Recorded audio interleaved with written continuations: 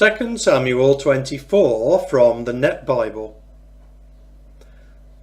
David displeases the Lord by taking a census. The Lord's anger again raged against Israel, and he incited David against them, saying, "Go, count Israel and Judah." The king told Joab, the general in command of his army, "Go through all the tribes of Israel, from Dan to Beersheba, and muster the army, so I may know the size of the army." Joab replied to the king, "May the Lord your God make the army 100 times larger right before the eyes of my lord the king. But why does my master the king want to do this?" But the king's edict stood, despite the objections of Joab and the leaders of the army. So Joab and the leaders of the army left the king's presence in order to muster the Israelite army. They crossed the Jordan and camped at Aroer on the south side of the city at the Wadi of Gad near Jazer. Then they went on to Gilead and to the region of Tartim Hodshai, coming to Dan Jayan and on around to Sidon.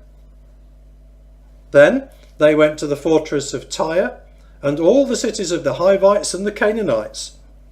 Then they went on to the Negev of Judah, to Beersheba. They went through all the land, and after 9 months and 20 days came back to Jerusalem. Joab reported the number of warriors to the king. In Israel there were 800,000 sword-wielding warriors, and in Judah there were 500,000 soldiers. David felt guilty after he had numbered the army. David said to the Lord, "I have sinned greatly by doing this. Now, O Lord, please remove the guilt of your servant, for I have acted very foolishly." When David got up the next morning, the Lord had already spoken to Gad the prophet, David's seer. "Go tell David, this is what the Lord says. I am offering you 3 forms of judgment. Pick one of them, and I will carry it out against you." Gad went to David and told him, "Shall 7 years of famine come upon your land?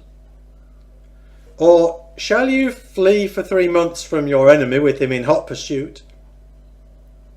Or shall there be 3 days of plague in your land? Now decide what I should tell the one who sent me."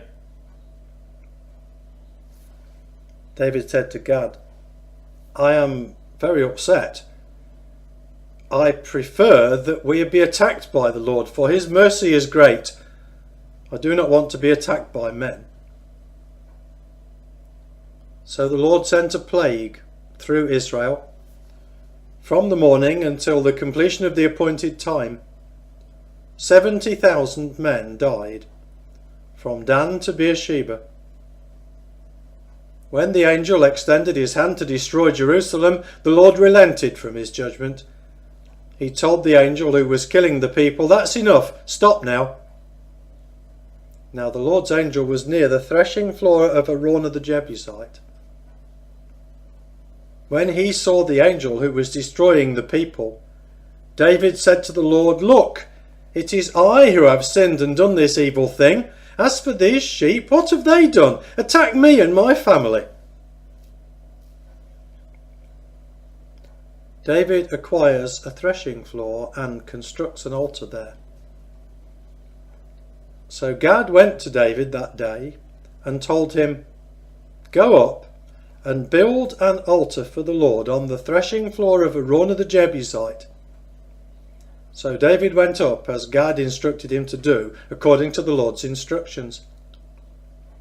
When Araunah looked out and saw the king and his servants approaching him, he went out and bowed to the king with his face to the ground. Araunah said, "Why has my lord the king come to his servant?"